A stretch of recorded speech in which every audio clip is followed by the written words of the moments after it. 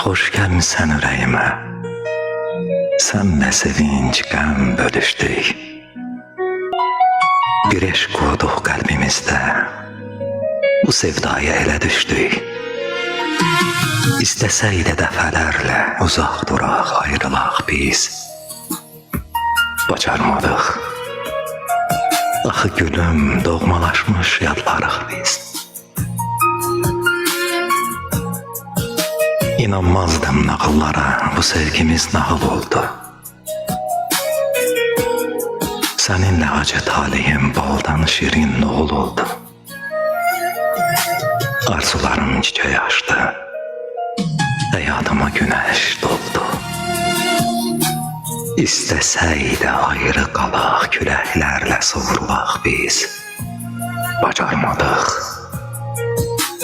Axı gülüm, doğmalaşmış yadlarıq biz. Çətin olar mənə daha səndən ayrı yaşamaq bil. Bu eşq qoxan ürəyimi səndən ayrı daşımaq bil. Əbədiyyən səninliyəm. Sənlə arzum yaşlanmaq bil. İstəsək də tam yenidən ayrı qəlbdə yoğrulaq biz. Bacarmadıq. Axı gülüm, doğmalaşmış yadlarıq biz.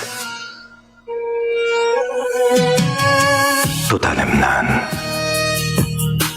əlimdən söykən mənə, qoy başını sinəmə sən. Hüzur tapıb bax bu ürək, sən yanımda olan gündən. Yoxdur səndən bir özgəsi, ürəyimdə bilsin aləm.